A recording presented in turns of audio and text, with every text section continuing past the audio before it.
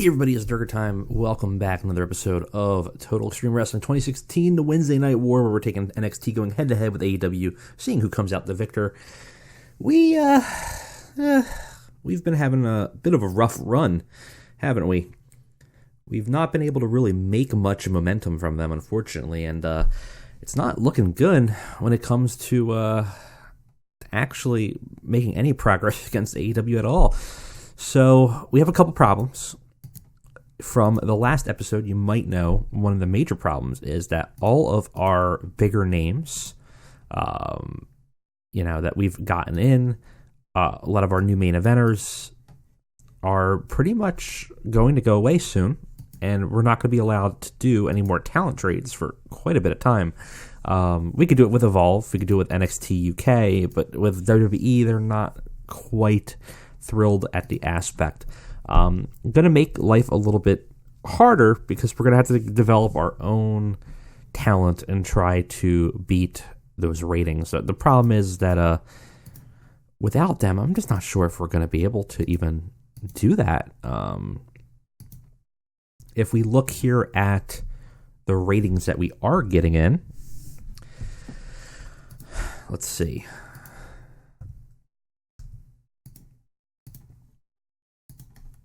Let's just do shows results. Perfect. So 60,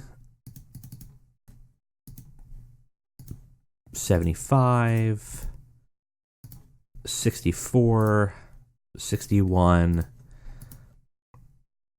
54, 73. And our first show was a 66, so we're averaging around 60. Okay, not horrendous. Problem is that AEW 67, 62, 61. They're about the same area we are in, 71. So they're getting about the same rating, except we have propped up our popularity with other talent, and we're not going to be able to really make those numbers anymore with the talent that we have. At least I feel like we're not going to. A lot of the NXT guys are kind of underrated. We do have Xavier, we do have Zack Ryder, and we have Bray Wyatt, but we're not going to have AJ. We don't have Finn anymore.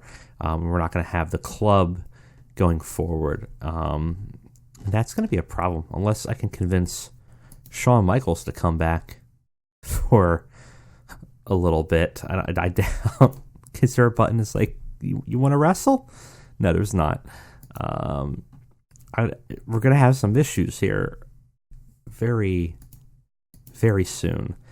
So I'm thinking, what if we scout out some other talent and see if we can maybe prop up our upper and main event scene differently. So if we're looking at our wrestlers, we're actually looking for popularity mostly because our product is kind of more of a popularity focused one. At least I'm pretty sure it is. We should double check that. But I was under the impression that's the case. We might be a split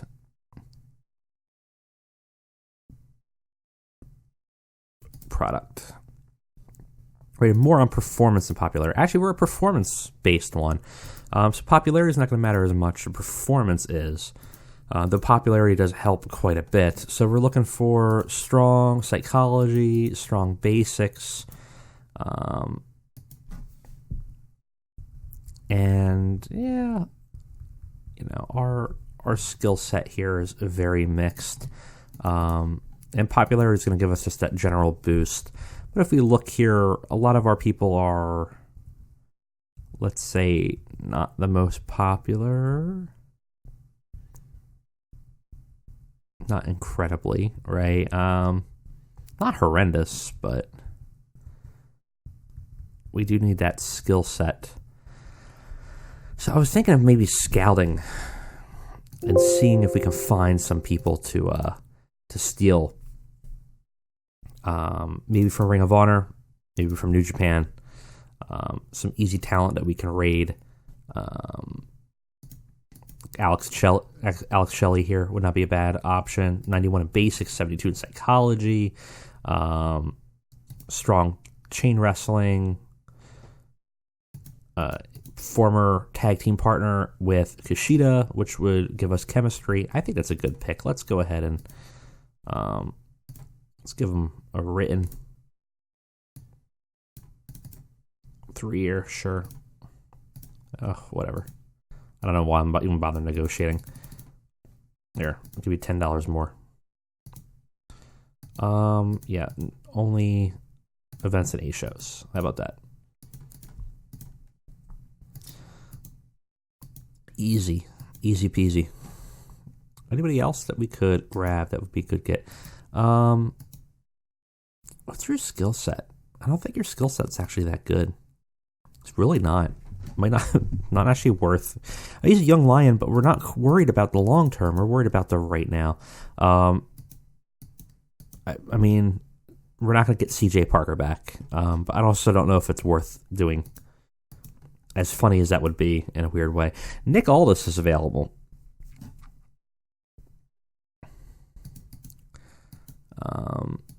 Decent popularity. It would be interesting to steal him for NXT. He's a Ring of Honor champion, too. Could be interesting. But Jay Lethal. Strong basics, strong psychology, good wrestling, very popular. Never really been in WWE, has he? Really at all. Almost always outside the realm. And maybe we bring him in.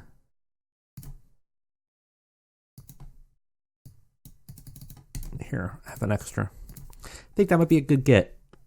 Briscoe Brothers also would not be a bad steal. Man, everybody wants more money. Okay.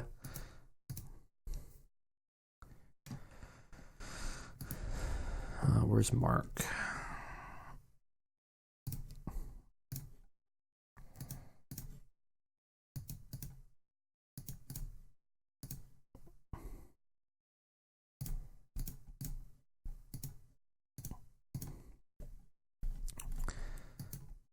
And that will at least help our tag team division, I think. And then let's New Japan. Is there anyone we can steal that might be helpful for us? Switchblade. Not bad. Not very popular, though, I'm imagining. Yeah. Young Lion. I don't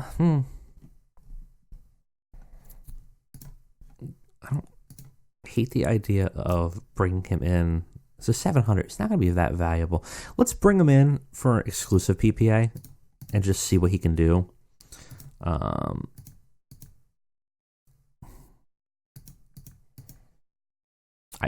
doubt that's going to... No. I was going to say, nah, that wouldn't work. Yeah, so most people are probably going to be locked in at this point. Like Coda's going to be locked in. Pretty much everyone we would want. Sonata might not be. I think Sonata's a freelancer. No. Tonga Loa. Again, though, I don't know if we really need them. Though, if we get Jay White, might be interesting. And we'll be able to do something with these guys. Let's get them for... Yeah, see, they're so cheap. I just don't think they're going to be worth it. Let's bring them in for a exclusive PPA. At the very least, it steals them. And it blocks AEW from taking them. I doubt Will Ospreay's available. No. Zack Sabre would be a great get. Hey. Yeah. Perfect. Okay. Now we're talking. Ishii? Nope. I mean, that's a pretty good chunk of people we just stole. Toriano? Ah, shame. Suzuki? Hmm. Well, that would be weird, wouldn't it?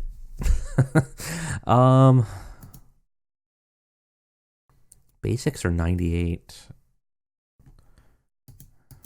Mat Wrestling's 80. What do you cost? Written would be 79. I mean, that would be a weird scalping. I don't think we're going to do that. It would be interesting. Bad Luck Fale. It's also available. Might as well.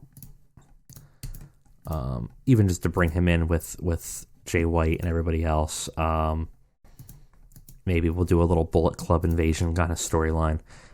Could be interesting. But we only have our OC available for a little bit. But for now, we can still utilize them for at least our next show. So let's go ahead and fast forward to then. Oh, we just got stopped, presumably. Oh! Okay. They don't want to sign. That was unexpected. Do we want Fale then? I don't know if we want Fale if we can't get him. If we can't get the rest of them, we're not going to bother. All right, Wesley Blake is no longer hurting. Continue the contract here for them.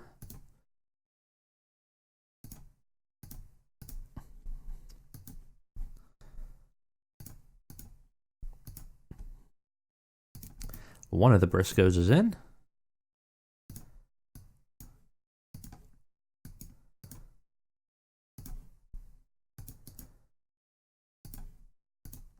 All right. Another contract up. Is that one of our refs? Yeah. Might as well. All right. Everybody else is back in, which is good.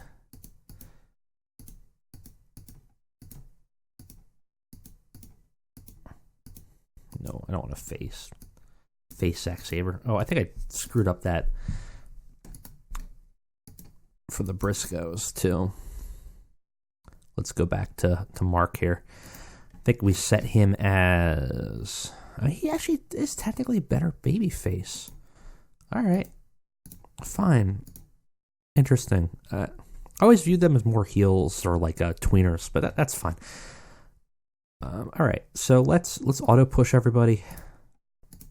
See where we come out.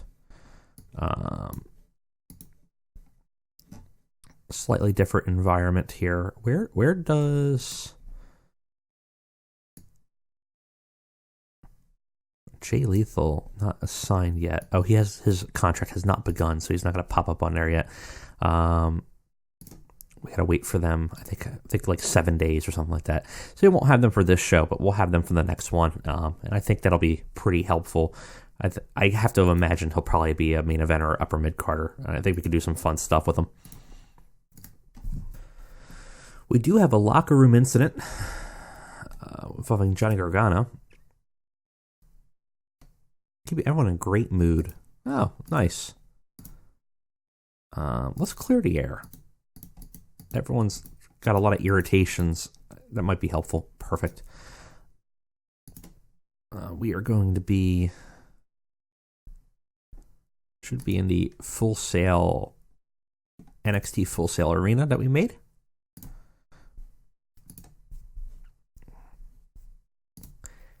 And we have a show to book. I'm a little concerned. I mean, we have a bunch of time with OC still. But it's going to come a time where we're not going to have anybody to prop us up. I mean, we still have Bray, and that'll be pretty useful. But I'm a little concerned about, I guess, the amount of time we have with them left and what our score actually will be without them, because our roster, unfortunately, NXT's roster is rather weak when you compare it to everything else. Kind of a bummer. But let's see what we can do. Let's book another episode of NXT Live. All right, we're back. This is kind of a weird one.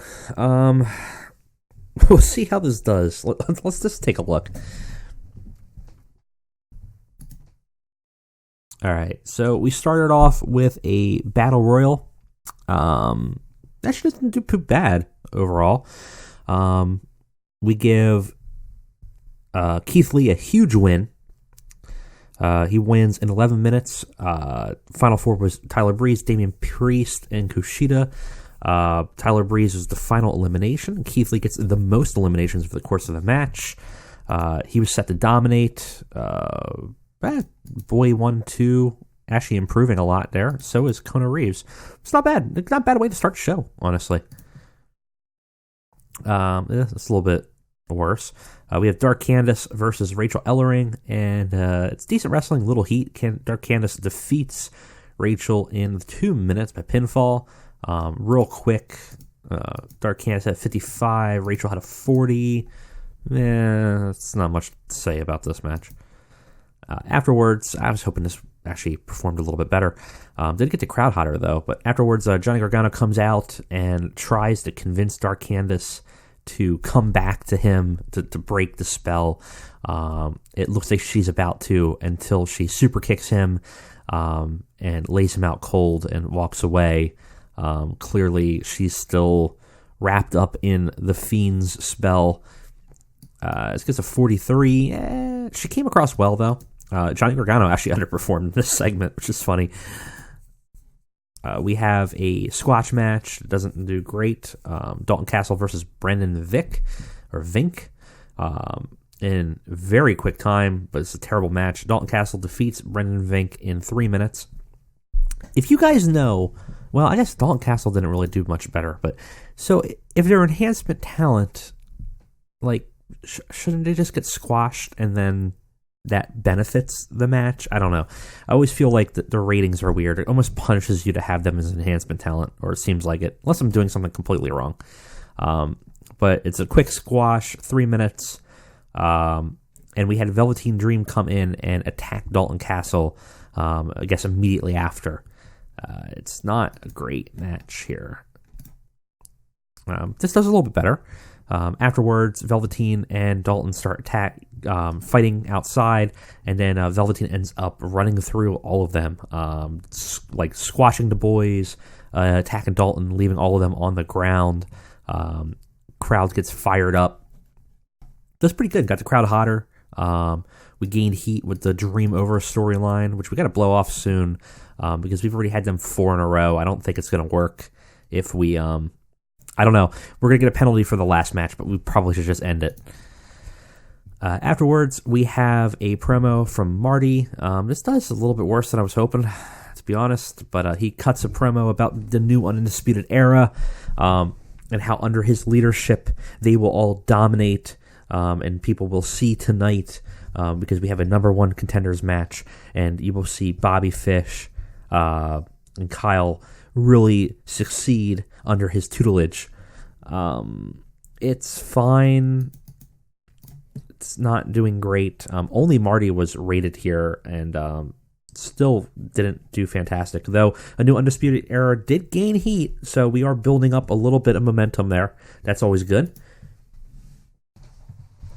All right, now this is what we're talking about.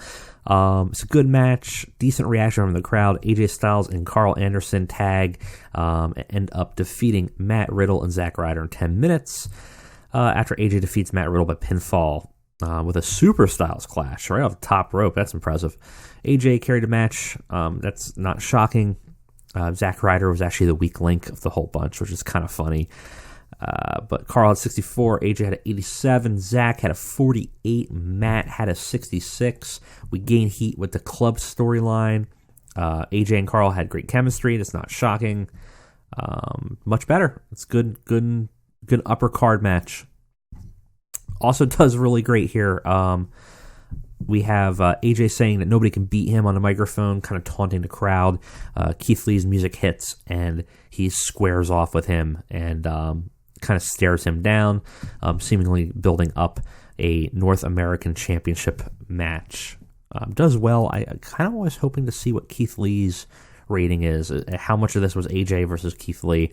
But I think if we give Keith Lee a win over AJ, get that belt from him, might give him a huge boost of popularity, and that might not just necessarily be exactly what we need for him. We have Mauro Ranallo and Nigel McGuinness at the commentary table. The camera swings over to them, and they announce that the next match is for the number one contendership of the tag team champions. It will be a four-way tag team match. Very exciting. Does pretty well. Match doesn't do as well, though. We have... it's a subpar wrestling match with a little heat. We definitely need a better tag team division. Boy. That doesn't seem right. I definitely did not set Danny Burch and Oney Lorcan to win this. Did I? No, I didn't. Did I just not set anything? Did I mess that up? Ugh. Crap. Oh well. Undisputed Era was supposed to win that, but it looks like they went in the business of their own, and I guess Danny Burch and Oney Lorcan now have the number one contendership. Crap. I didn't want that. I'm going to reset it, but fuck it. Let's just go with it. Got the crowd buzzing, though. It's actually not that bad of a match, all things considered, if you look at how widely diverse the skill sets are. All right. So congratulations to our new number one contenders. Oh, God. This was our main event, and I thought this was going to be a little bit better than it was. It's a decent match. Luke Gallows defeats Ricochet in 21 minutes. Pinfall with a Gallows pull. Actually, Ricochet's a better performer, which I guess isn't that shocking. But sometimes in this in these mods, people rate people differently based on their popularity. So some people think that just because you're in WWE, you're going to have a higher performance than someone that's like in NXT or something like that, which makes sense, I guess, mechanically in the game, but in real life, it doesn't really work out that way, right? Overall, though, Luke Gallows defeats Ricochet in 21 minutes, makes defense number one of the NXT Championship. Not much to say about it. It's pretty good. Got the crowd buzzing. Luke Gallows kind of brought it down a little bit. Ended at 51. It's not a great way to end our main event, though. Better end segment, though. We had Gallows celebrating, and the lights go out, and when they come back on, the Fiend appears and stares him down, seemingly gunning for the NXT Championship. Luke Gallows underperformed, and Bray came across well, ending our show with a 76B story beat, but that main event's going to kill us. I'm afraid to click end show. I'm really nervous to see what we got. Not bad. 61C again. I'm just concerned when we pull everybody out, when I don't have AJ, who's gonna bring this up, right? I'm afraid that in the moment when we get rid of our talent, we're gonna be riding at a 50 and we're gonna get crushed. Let's check our mail.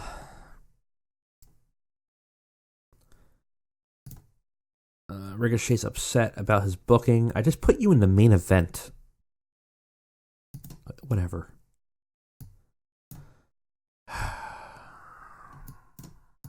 I'm a little concerned here. I don't want to look at it. I'm afraid to look at it. Let's review our show. We have a 61C with a 1.86 broadcast rating. Dynamite at a 68, 1.55. Boy. Yeah, that's rough. Even with a really bad alley match, that Christopher Daniels DQ match with a 91 probably helped. We just don't have that talent pool. I don't have a way to end the night at a 91. We need to find a way. I need an Okada to join. God, that is rough. All right, let's get to the wheel. I don't like how much progress that bar is making up top. And we have another... We got a lot of meddling to put in here.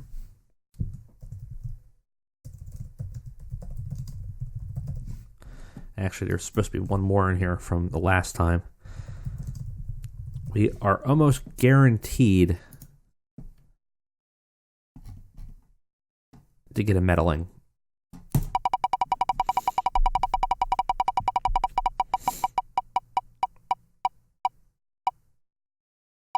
Just avoided it.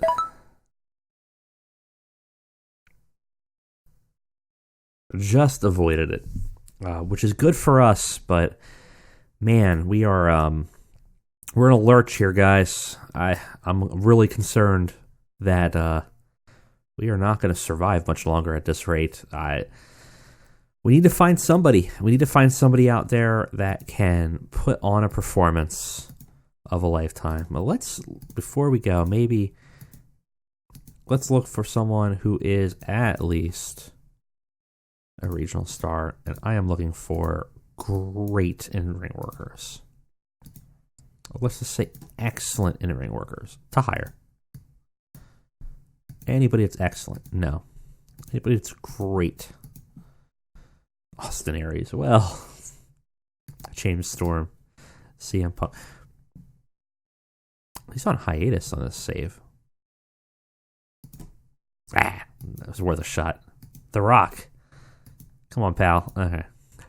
Good. Jushin Thunder Liger. What are you up to? Huh.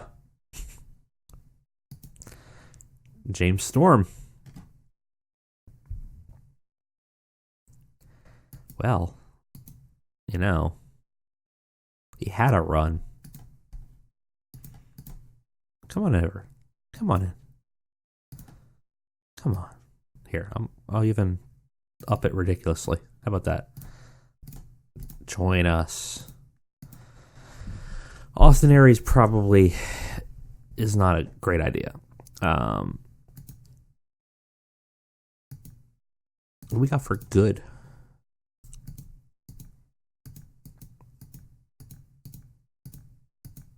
It can be gotten. Nick Aldis might not. Are the Lucha Brothers not locked in to a paper appearance? Oh. Well, how about that? How about this? To guarantee that they're coming in, I'm going to give you creative control.